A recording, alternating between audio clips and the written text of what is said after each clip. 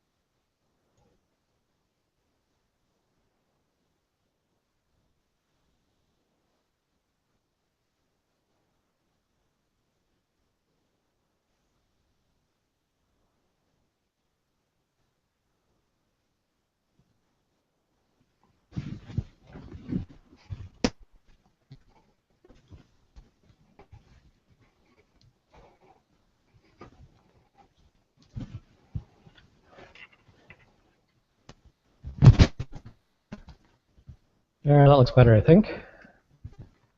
All right, in this episode, we're going to answer the question, is there such a thing as heaven on earth? We'll visit the entryway again to talk about your ideal priorities compared to your lived priorities. And we'll visit the bookstore to introduce you to the 4 last things. And we'll also see what happens along the way. So I'm going to mute a speaker here that's causing an echo, and then we are going to get started.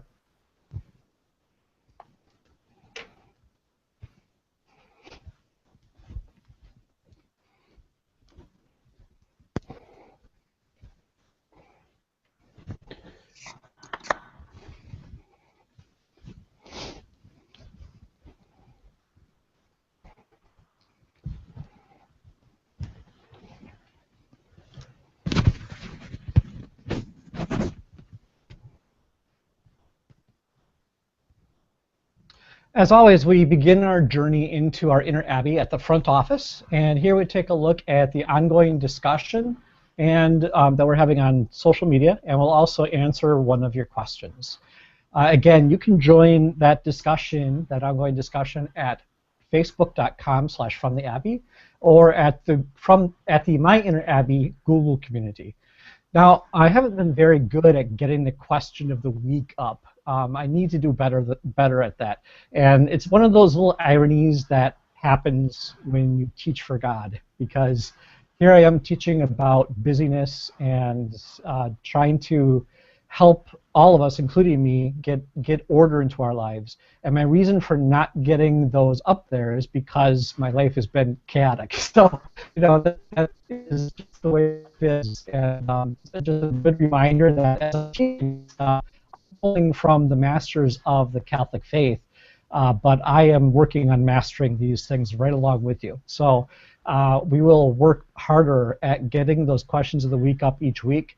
Also, you may be wondering where the replays are if you're here live, and those are also coming. I had some software problems this week that kept me from getting those posted online. So they are coming as soon as I get my software problems all ironed out.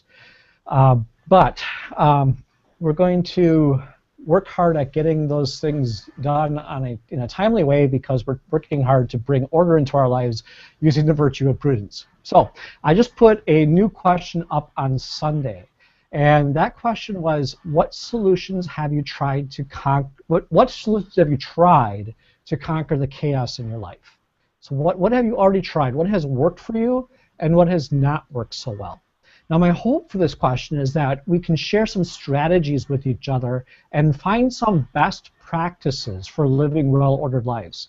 Since I just put this question up on Sunday, there really isn't any feedback, though I think Bice did give me an answer. I didn't even have a chance to look at it yet, Bice.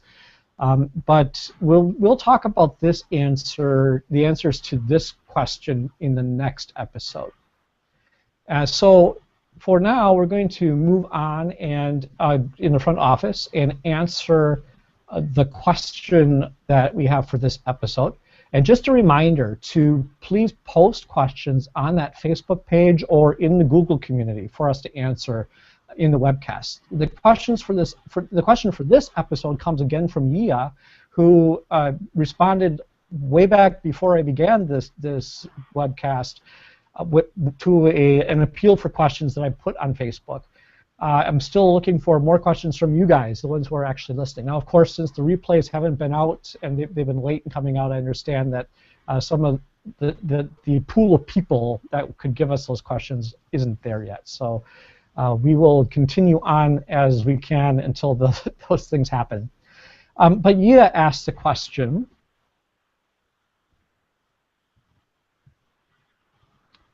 when Moses saw the burning bush, God said, Moses, take off your sandals, for the place you are standing on is holy.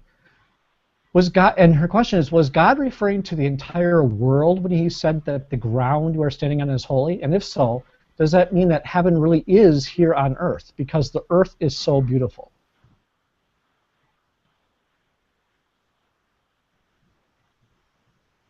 This is a wonderful question, and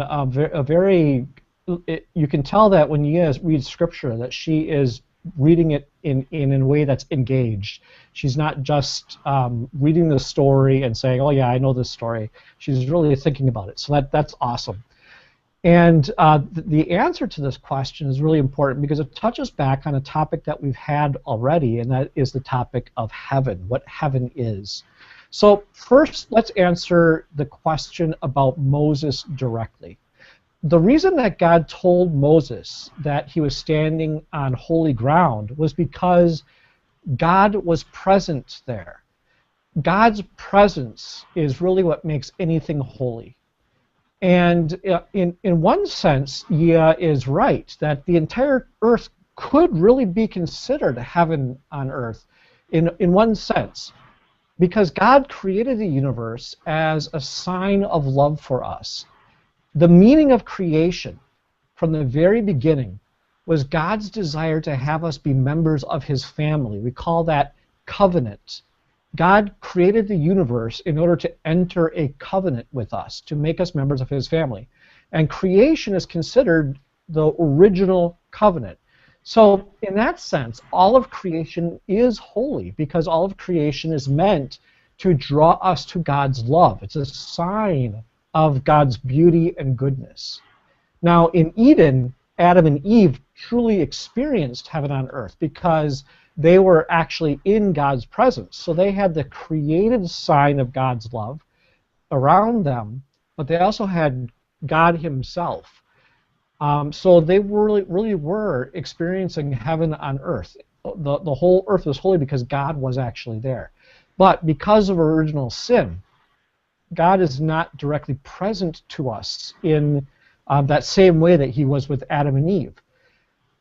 So our relationship with God is damaged by original sin, and the sign of creation as God's beauty and goodness and the sign of his love for us is also damaged by original sin. So we can no longer really call heaven a place on earth.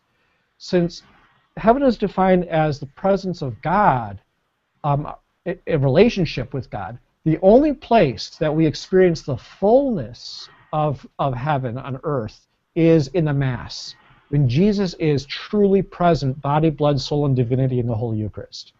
And this is a truth about the Mass that if we reflect and meditate on this, can really help to draw us into what the Mass is all about. St. Thomas Aquinas teaches that when we celebrate the Mass, we never celebrate it alone. Not only are we humans celebrating, but we are also celebrating with all of the angels and the saints, because Jesus is present in the Holy Eucharist, and all who worship Jesus worship him in that act of coming to us in the Eucharist. So that would be heaven on earth. But creation does continue to be a sign of God's love for us, even though it's broken. It's just that now it's a sign of what's in store for us when we experience the fullness of heaven. Creation now, as in the fallen world, is just a reminder that there's something better out there. So when you experience the beauty in this world, you're still experiencing the beauty of God. You're still experiencing God's message of love for you. But it is supposed to remind us that true beauty will be experienced in heaven. But the thing is that heaven, thanks to Jesus and thanks to grace, is going to be even more than the beauty and the goodness that we experience in this world. Because of the special bond that Jesus creates between us and the Holy Trinity in the Holy Eucharist, heaven is going to be an even greater intimacy with God than Adam and Eve experienced. So God was present in the Garden of Eden to Adam and Eve, but they were still separate from him in a sense. Through the Eucharist, that's no longer true. We have now become one body with Christ, and in heaven we will become one in the Holy Trinity. We will experience an intimacy with all three members of the Holy Trinity. St. Paul tells us that eye has not seen, nor ear heard, nor has it entered into the mind what God has in store for those who love him. We can't even imagine it. So as much as we love the beauty of creation, we will experience much more of God's beauty and goodness in heaven. So do you have any questions on this? Please go ahead and put those questions in the chat box if you do it. And again, please do give me a heads up. I didn't have time to do a sound check. So if you can give me a heads up that you're hearing me okay in the chat, that would be great. We'll take some time to discuss any questions that you have. And, you know, this is the second time that we've discussed heaven in just 4 episodes of My Inner Abbey. And that's because our understanding of heaven is so important. This is fundamental to our relationship with God. So if My Inner Abbey is about deepening our relationship with God, we really have to start with a proper understanding of what heaven is. If we continue to see heaven as a reward for doing good or as some empty paradise like the Greeks saw it, we will have a poor foundation for our spiritual growth. We need to understand the goal in order to know how to get there. So we need to understand that heaven is primarily a relationship with God. We can experience heaven on earth to the extent that we deepen our relationship with God. So we can experience, while it's perfect in the Eucharist, we still experience a relationship with God through prayer, and that can be a taste of heaven on earth. And that's what defines us as Christians, that difference in the way that we look at heaven. If we get our understanding of heaven wrong, we start to misunderstand how to get to heaven. We start to see faith as a philosophy rather than as a relationship. We start to think it doesn't matter what we believe, right? We start to say, well, if my vision of heaven is just a place where good people go, then anybody who's good can get to heaven. And so therefore it doesn't matter what we believe. And that's a sad thing, because it means that we are forsaking a relationship with Jesus and forsaking the opportunity to give that relationship to others. So I hope that helps. I don't see any questions in the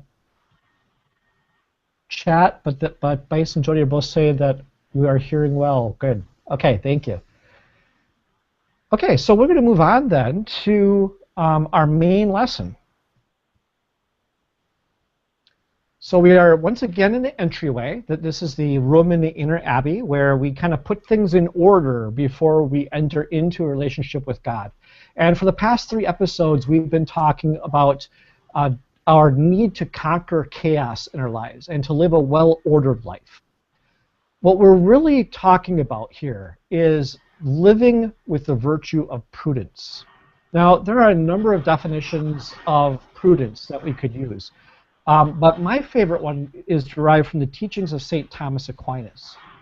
And this isn't necessarily his exact wording. It's my formulation, but it's based on what he teaches about the virtue. So I define prudence as the virtue of knowing what is truly good and then making a plan to achieve it. Knowing what is truly good and making a plan to achieve it. Prudence is one of those virtues, along with humility and charity, that has the title the mother of all virtues. So you'll hear different teachers call one of those three virtues the mother of all virtues, or sometimes the mother of the interior life. It's also considered by many spiritual masters to be the beginning of the spiritual life. Prudence is. So one thing that prudence calls us to do is to take stock of the priorities in our lives, because when you think about our priorities, another word for this might be our values. When we think about our priorities, what we have made number one in our lives, what we're really talking about is what we have decided, what we have judged to be the most good, the good that is worth sacrificing everything else for, the good that's worth putting first in our lives. So we have to clarify for ourselves. We have to stop and think, what is most important to us? What are the greatest goods that we are striving for in our life? What have we allowed to shape our happiness is another way of asking that. Now, one thing that we need to be aware of is that most of us as Catholics, and this is why I'm not asking this in the chat, because I think we would get this answer, especially from this group, most of us as Catholics would say that God is our priority, that God is the number one good in our life, that we want to shape our lives around. But we need to be aware in ourselves that we say our priorities are, that what we say our priorities are is one thing, but what we really live is sometimes another thing altogether. So I call these the ideal priorities. The ones that we say are our priorities are called the ideal priorities. These are the priorities that we would like to think we live by. Okay, and the lived priorities are the goods or the priorities that we really center our lives around. Okay, so again, the ideal priorities, these are the ones that we say that we want to live by. And for Catholics, God would be the ideal priority. And I think everybody here, because we're here to grow in our faith, to deepen our relationship with God, we would all say, yes, God is my number one priority. I want Him to be number one in my life. But then the question becomes, how are we really living? Are we really making God number one? Okay, so as Catholics, we all know. Sorry, I lost my place in my notes. Here we go. So many Catholics attempt to make God a priority in their lives, and they do that by going to Mass regularly. They may give their faith good lip service. They might talk a good talk about their faith, but when you look at the statistics about how Catholics really live their lives, you see a different story. For example, fewer than 5% of Catholics are active in parish activities outside of weekly Mass, according to one Pew Research poll. 5% of Catholics are active in parish activities outside of Mass. That's a horribly low percentage of Catholics. Catholics give less than 1% of their income to, not just to the church, but to any charity. Less than 1% of their income goes to any charity as a group. Catholics are not giving money to charitable causes, including their parish. And I have to break in here just for a little bit of a diatribe, a little bit of a soapbox, because it does make me kind of angry. How many Catholic bookstores, for example, are closing their doors because Catholics won't buy Catholic books or Catholic media? And this is a little bit of a personal vendetta because I have gone a number of times to parishes with Catholic books and media that I sell out of my book trailer and put up tables in the back of church, in the entryways of church. And many times, in fact, the last 3 times I've done it in my own parish, nobody has bought anything. Zero, zilch. Okay, so I get frustrated as a bookseller, but then I also look at all of these bookstores in our area that are closing their doors because they cannot make ends meet. You know, and I also have to wonder how many wonderful creative resources were never developed in the first place because Catholics are in the habit of not investing their money in their faith. You look at the Catholic market versus the Protestant market, and the Protestant market has all kinds of creative board games and fiction series and video games. You know, there's a creativity in the Protestant market because Protestants support it with their money. They will buy Christian stuff, whereas in the Catholic world, that's just not the case. So how many really inventive ideas came into somebody's head, inspired even by the Holy Spirit, and then were judged unworthy of pursuit because they knew that the person that thought of it knew that Catholics just would never support it. You know, and Catholics have come to expect that anything dealing with it should be free, that we shouldn't pay for anything that is enriching us in our faith life. And unfortunately, what comes along with that is the language of the market that says that free means worthless. When something for free, it means you don't have to invest in it. You don't have to invest not only money, but your time and your attention. So we have spread the we've spread the message unintentionally by giving things away for so long that the faith is cheap, that it's not worth our attention. So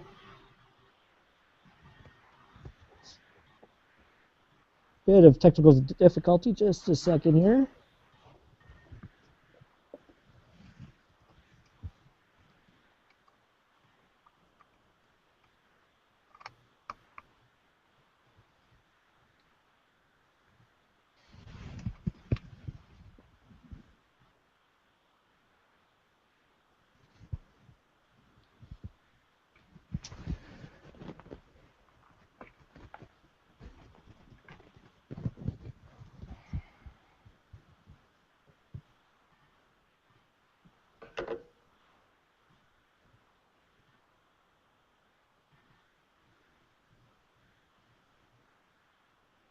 Okay, so this idea that Catholics undervalue Catholic faith formation because they're not asked to pay for it is something that I learned in market strategy courses, and it's something that just really rang with me. The idea in the market strategy courses was if you want to set yourself apart, you need to charge more money for your services, right? And I know as a Catholic that there's a fine line between wanting to set myself apart as a professional and charging lots of money versus wanting this to be a ministry. So I'm not necessarily buying that I need to charge thousands of dollars for what I do, but we're grateful for that.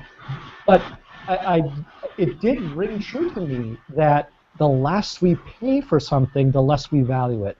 And then I started thinking about what we do as a Catholic Church. But you can also find this in the teachings of Jesus. This is really not stretching at all, I think. Jesus says, where your treasure is, there your heart will be also. Right? Where your treasure is, there your heart will be also.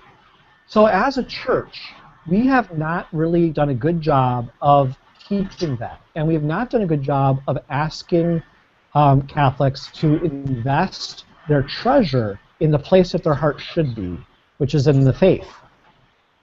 Finally, that was one of the points I needed to get on a soapbox on. But finally, when they were surveyed on their views about morality, about life after death, and about God's activity in their lives, Catholics really look no different from the secular population. Let me say that again. When they're surveyed about morality, about life after death, and about God's activity in their lives, how active is God in your lives? Catholics look no different from the secular population, the population that either says they are undecided about God, have no church affiliation, or are atheist. If Catholics were living their faith, there would be many more Catholic organizations and movements in every dimension of the faith. prayer, works of charity, evangelization, and so on. So as a body, Catholics don't seem to be living the ideal of God as the number one thing in their life. You know, it's interesting. I've been monitoring the social buzz in the Catholic world on Facebook and on Twitter. And do you know what the majority of so-called Catholic social media is about? It's all about social concerns. So there are some wonderful, faithful Catholics on social media, but if you look at the buzz, the things that they're tweeting about, the things that they're posting on Facebook, most of it has to do either with the pro-life movement, which is an excellent cause. I'm not downplaying that at all. But it has to either do with the pro-life movement, or it has to do with defending the Catholic faith against atheists or sometimes Protestants, most of the time atheists. And what I ask isn't, you know, I don't say that those people should stop, because those are important things to do. But where are the discussions on a relationship with Jesus, on what Jesus has done in our lives today, on how to live as disciples of Christ? Where are the people, the Catholics, who are so into a relationship with Jesus that it just comes out in their social media? Where are the tweets and the posts about encouraging each other in love, about prayer and advancement in the spiritual life? You just don't see that. What does that tell us about our identity as Catholics? Now, I don't bring this up so that we can shake our heads and say, what is wrong with the church today? You know, what's the church coming to? There are other programs that do that. That's not this program. This program is about our own growth, okay? So, yes, that was a bit of a soapbox, but here's the point. I bring this up as a warning to me and to you. Are we truly living our priorities? It reminds me of a story of, this was told as a joke in Mass, so I apologize if you've heard it, but the priest didn't use it to illustrate this, and I think it really illustrates this point really well. A man whose mother was being sent to a nursing home, and the bills were piling up. The man was feeling the financial strain, so he prays to God. God, I trust you to make this all work out. But you know what? If you would just let me win the lottery, then I'd have no worries. In fact, whatever is left over after I take care of my mom, I'll give to the poor. The man prays day after day, week after week, month after month. God, I trust in you. Please let me win the lottery. Finally, after a year of praying, the man becomes frustrated. And he prays, God, I said I trust you. I prayed every day for the past year, and you still haven't answered my prayer to let me win the lottery, to take care of my mom. Then the man heard a voice from heaven. My son, I'd love to answer your prayer, but you're going to have to meet me halfway on this. Would you at least go out and buy a lottery ticket? I think this story does a great job illustrating what most of us do. The man was saying that he trusted God, right? And trusting God was an ideal priority for him. But in the end, he wasn't able to trust God enough even to invest the money in buying the lottery ticket. So there's a blessed that is there's a cause for his sainthood.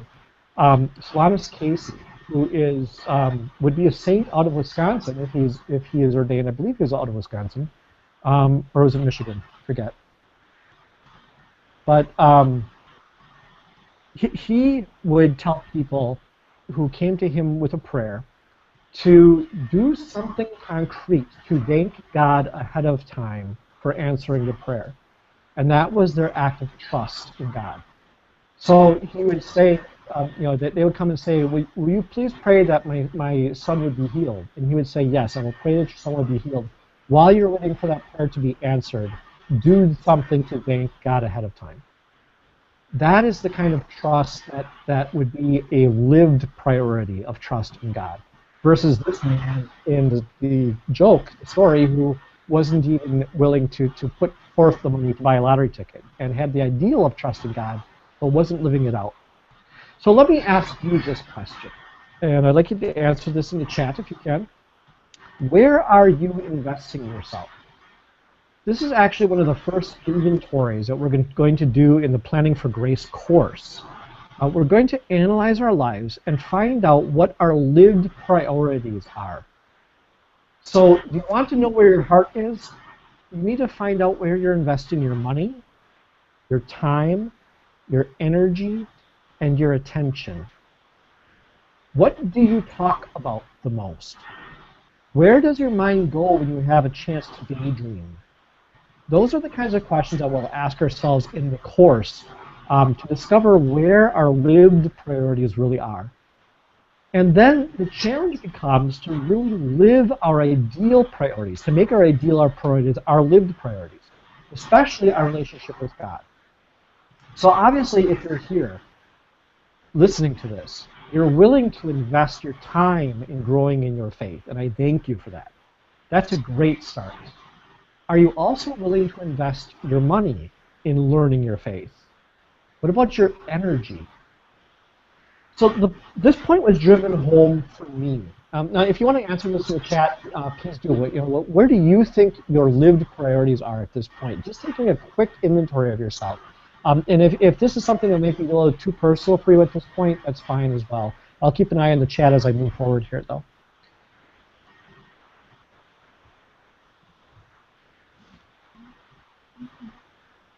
What kind of background noise? That's muted. Oh, the microphone might not be.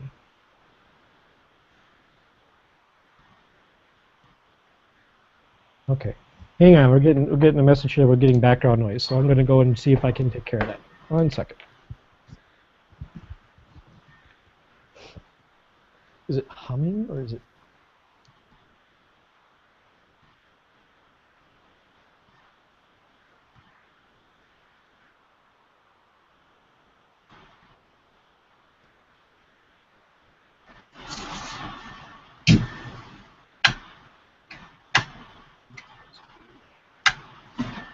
Just confused.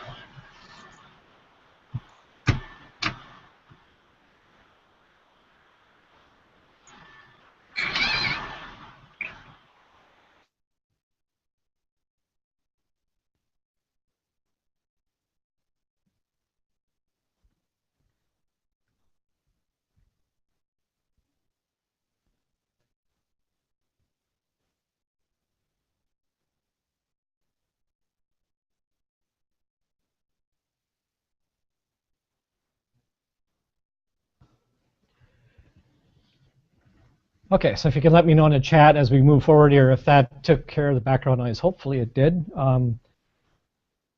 Always pays to have somebody listening to the webcast to make sure everything is going okay. Okay, so this point was driven home to me personally. One day when I was listening to Father Larry Richards, I don't know if you're familiar with him or not. He's a priest that talks a lot on Relevant Radio, which is the Wisconsin radio station that we can't actually get it where we live now unless we go online. But we listened to it all the time when we were in central Wisconsin.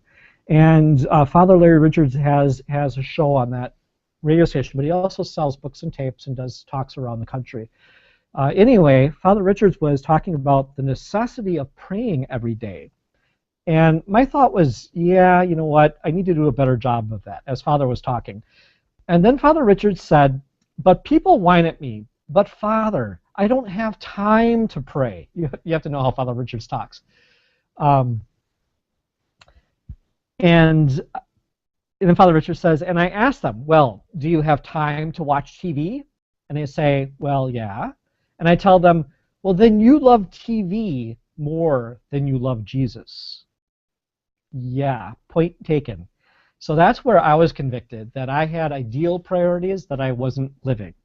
God is an ideal priority for me. Sometimes he is a lived priority. But the question I have to ask myself is, where am I really investing myself?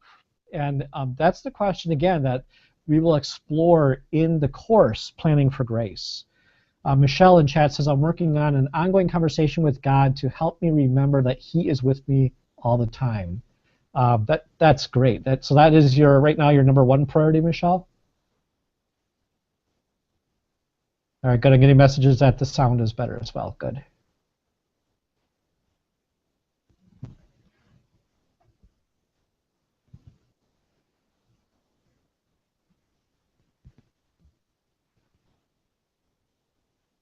So in my own life, I'm even struggling with the habit of prayer, and I know that as somebody who has the level of faith education that I have, who's had the opportunity to teach the faith and continues to do that, that I really should be further along in my prayer life than I am. And I pray probably a lot more than the average Catholic, but it's not. That's not a good excuse. I'm not advancing in the spiritual life as I should because I don't make prayer a priority, and that's my focus right now as we go into the program of From the Abbey. Is the first thing I need to do is to get into the habit of praying every day at regular times so that I can start to grow in the quality of my prayer. So we'll talk about this when we talk about prayer. But the first thing you need to do is to get into the habit of prayer. And then the second part of that is to deepen your prayer. And I'm not even at the first part yet. So that's where I am in this. And Michelle says I'm trying. Okay, great.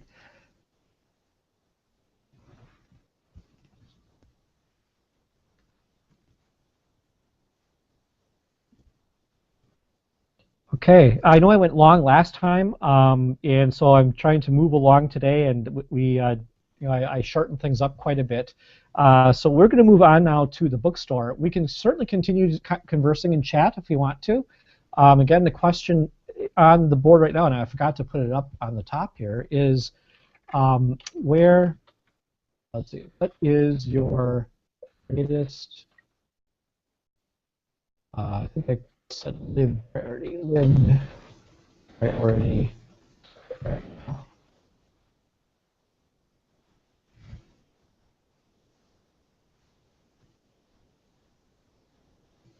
Michelle says, I ran across the Fiddler on the Roof the other day, the movie The Fiddler on the Roof, and that's what the main character was doing. And I thought, that's what I need. That's where I need to go. Cool. It's amazing what God can use in our lives. The Fiddler on the Roof is an awesome musical, but to hear God's call in that is really cool.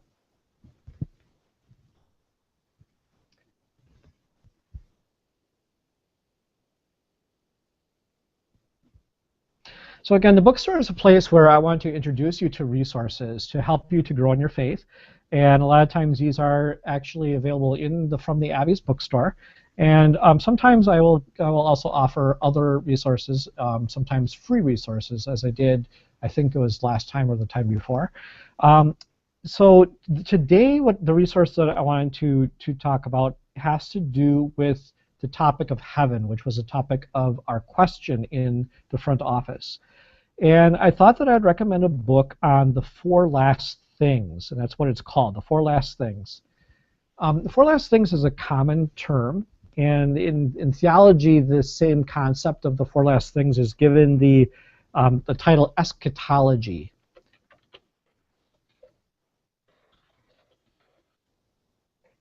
And I forgot to call up that link.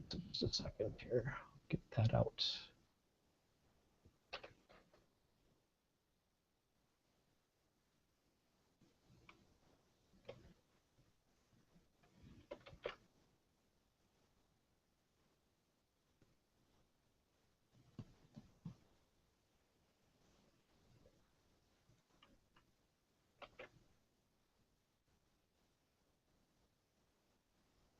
You'll have that open up in a pop-up on your browser. If you don't have pop-ups, if you do have pop-ups blocked, then it is in the chat as well.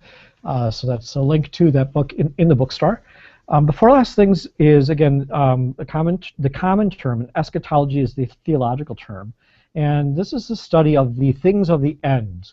So the four last things are death, judgment, heaven, and hell. And purgatory is also included and is talked about in the area of judgment. Now, my one criticism of this particular book is that it spends most of its time discussing hell. And the reason that I don't like that, when I teach morality, I talk about the different philosophies of morality that we have gone through in the church culture, not the official teaching of the church, but the culture of the church. And one of those philosophies in the culture was legalism. And legalism was a belief, the focus on it wasn't a belief, it was an emphasis on following the moral law for the sake of following the moral law, and really for the sake of avoiding punishment. And during the legalistic period of the church culture, there was a real focus on, if you do this, you go to hell. If you do this, you go to hell. If you do this, you go to hell. Well, then it swung the other way.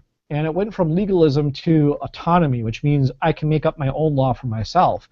And hell was completely dismissed by many theologians and by many Catholics in the culture. Again, not official church teaching, but just the way that teaching was translated through the culture. And so now suddenly we have beliefs that everybody is going to go to heaven, and that all we have to do is want to go to heaven, and we can. And these are things that Pope John Paul II combated in his writings on morality quite a bit. The true church teaching has always been that hell is a reality because we need the freedom to choose whether or not to follow God if we are truly going to love Him. So we have to have the ability to say no, and that's what hell is all about. But morality is not just about getting punished for doing evil. It's really about living according to God's plan for our lives. And God's plan is a loving plan that brings us goodness. So we follow the moral law not just to avoid hell, but because we want to live as full human beings, fully as the person that God created us to be, and fully in relationship with Him, which is what heaven is. So morality has a very positive thrust to it, as well as the negative. And this book kind of goes back a little bit to that negative idea, and it spends a lot of time discussing hell. But I have to say that in today's day and age, that discussion on hell probably pretty necessary, because people, again, often dismiss hell as cartoony, as something that doesn't really exist, that it's something that we used to scare children into being good. And that's not true. Hell is a reality, and we need to know about it. But this book also has a beautiful discussion on heaven, and it really is one of the best that I have seen. It also teaches very clearly. There's no ambiguity in this book. It's a very clear teaching, very easy to understand. Now, this is a traditional book. This has been in print for a long time, and the publishing company that publishes it keeps these traditional books in print, and so the language is a little bit dated, but it really is one of the best works on the four last things that I know of. And if we hope to grow in our relationship with God, then again, we have to get our understanding of heaven, hell, and judgment right. We have to know what those things are, because that's the goal, and then we need to know the goal in order to know how to get there. And also, we should learn to abhor our sin. That there is a positive twist to morality, that God wants us to be the fullest, live life to the fullest, to be the fullest humans that we can be. But there's also a betrayal in sin that we really should learn to abhor. So a fear of hell is really a good start of that. It's just not where God wants us completely. It's sometimes what He uses to get us started. But some of us need that fear of hell to get our faith kick-started, right? But as you read this book, keep in mind that God's ultimate goal for us is for us to desire heaven, not because we don't want to go to hell, but because we want to be united to Him. And the reason to detest sin and to detest hell is because both of those mean a separation from God and also from His love.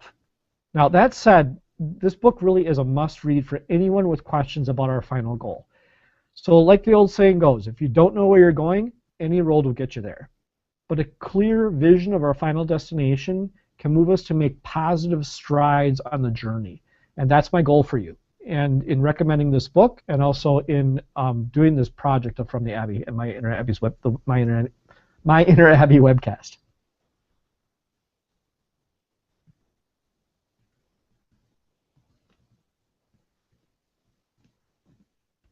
And I'm going to pause here and just ask if there are any questions or points of discussion. And we are at the end of the webcast, actually, 10 minutes early, so that's a good thing. But if there are any questions or anything that you want to talk about today, we can certainly take a little bit of time to entertain those things.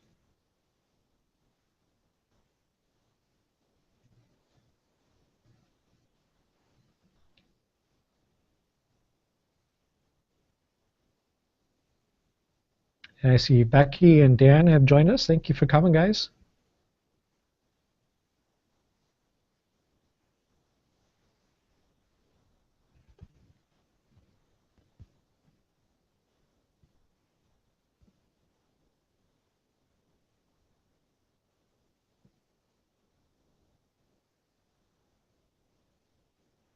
And I did say last time that we were together that I was going to explain to you kind of where we're going, kind of give you a vision of what to expect in the future.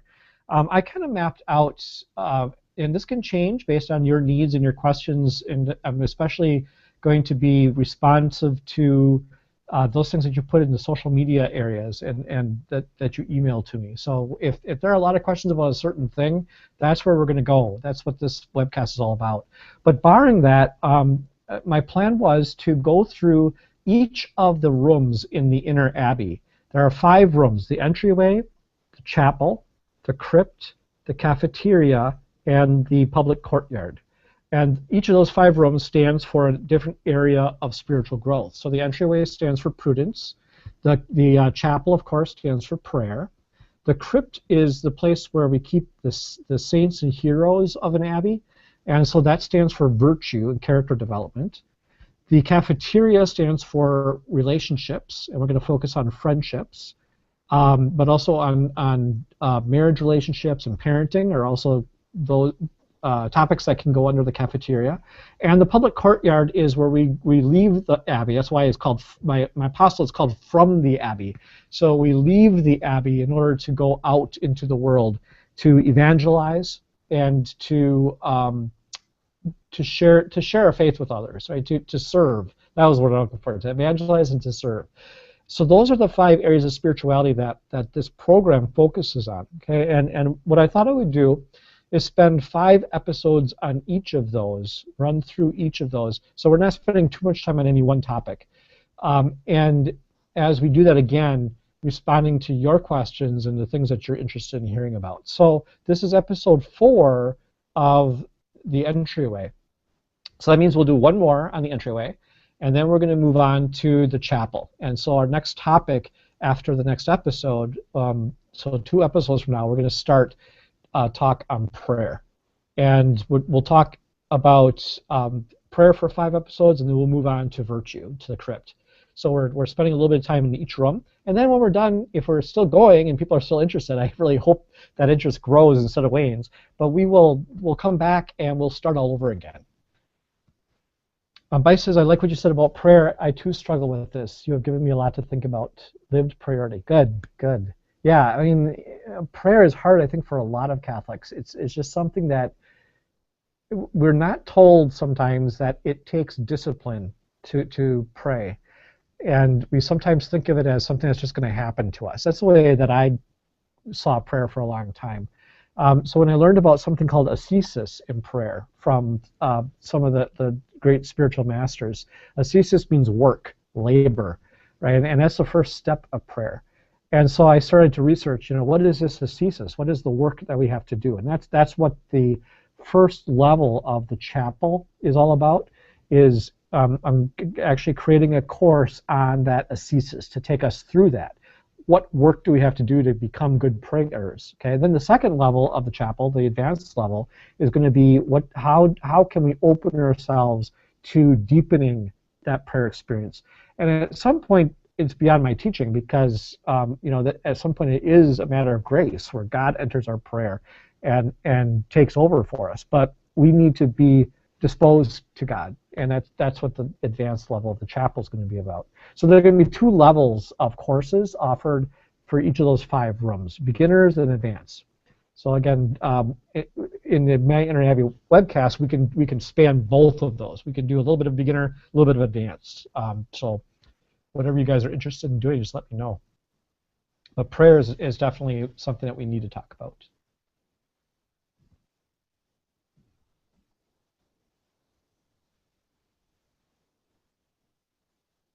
All right, I'm going to close off then. I will keep an eye on the chat in case there's more coming with the lag that the Hangouts give us here. There might be some more answers coming as I talk. But I'm going to introduce you to a new sponsor today. Now, if you have not yet signed up for the Keys to Spiritual Growth, I'm going to put that one up one more time, and it'll come back, especially after I get it actually created. Right now, it's an early bird list. But I just want to make sure that everybody who's on this webcast, whether you're live or you're going to be listening to this in the replay, once I get those replays out, has a chance to sign up for this. So get on that early bird list. This is a free course, and it gives a background on the 5 rooms of the Inner Abbey. And it is a practical strategy course. So it's not theology, it's theology put into practice. So even more so than what we're doing here. I'm trying to give you good strategies here. But in the course, I actually give you specific strategies that you can put into practice, and kind of like I'm going to do in all the courses, take you by the hand and lead you step by step. The word I use for work, biche, I'm sorry, I keep saying bice, and you told me it was biche, is ascesis, ascesis, A-S-C-E-S-I-S, ascesis. And that is a word that means work or labor, and it's used in the prayer life to say that the beginning level of prayer is to work or to labor.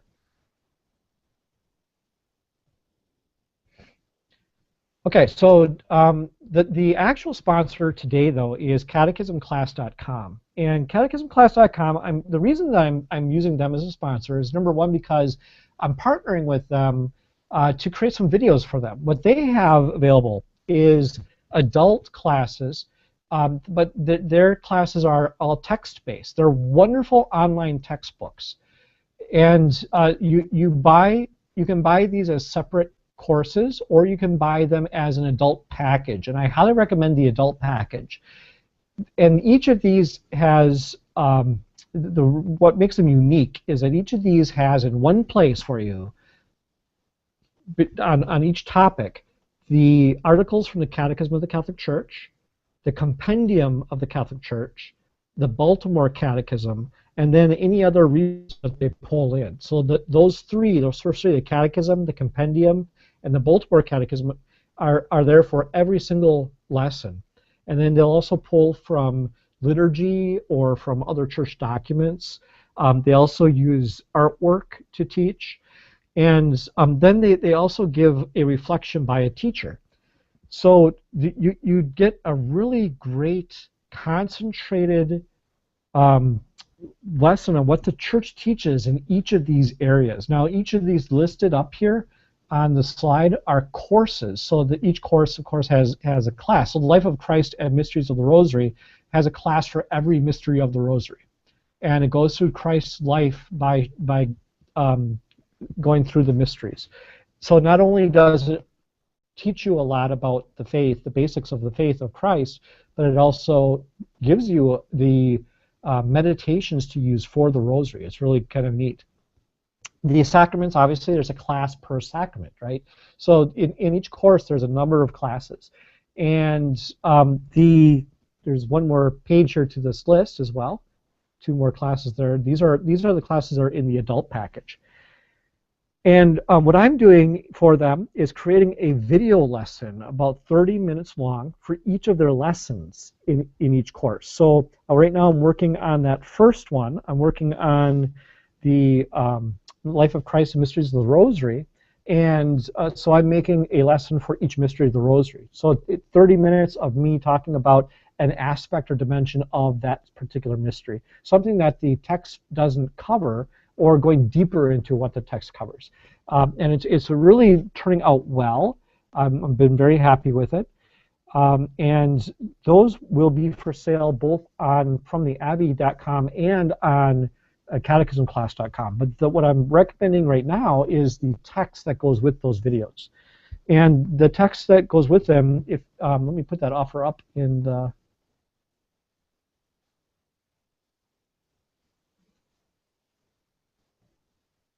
If it'll let me. Here we go. Is just $57.50 for 77 lessons. So that's less than $1 each. That's to get the entire adult package. Now go over there and at least check them out and look at the individual lessons as well. 57.50 is too much at this point. They offer individual lessons for very reasonable prices. And if you do purchase, please in the field that says where did you hear about us, put from the Abbey, and that will let them know that you come from my group. Okay, so this partnership is a two-way partnership with them. So I want them to know that you come from me, and they let me know when people come to me from them.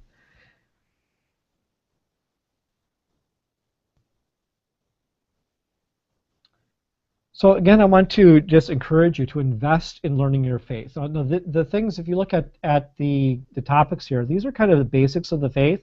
Some people may need that and some people may not. Even if you know that your faith pretty well, a lot of these go deeper than you might know, and they're a good refresher course as well.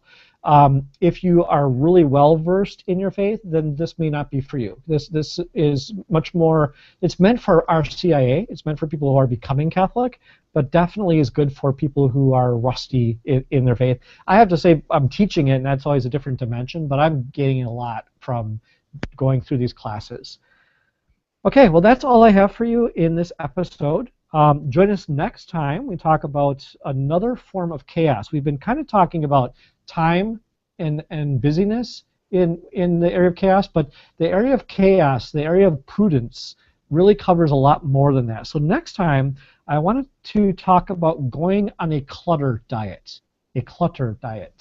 and we'll talk about how chaos can cause us problems in the area of physical stuff. Now, there are some people who have a personality where physical stuff is going to be messy, me, and it's just part of who you are.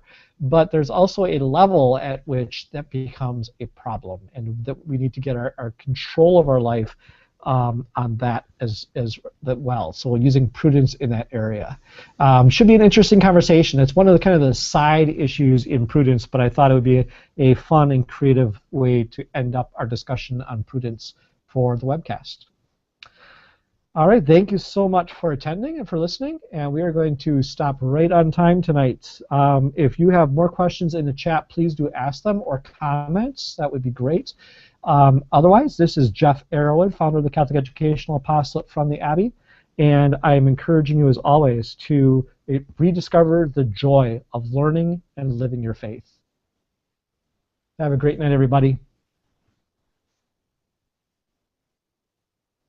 I will stay on chat in case there are people that need to chat. I'm going to turn off the camera, but I will still be available on chat until everybody leaves.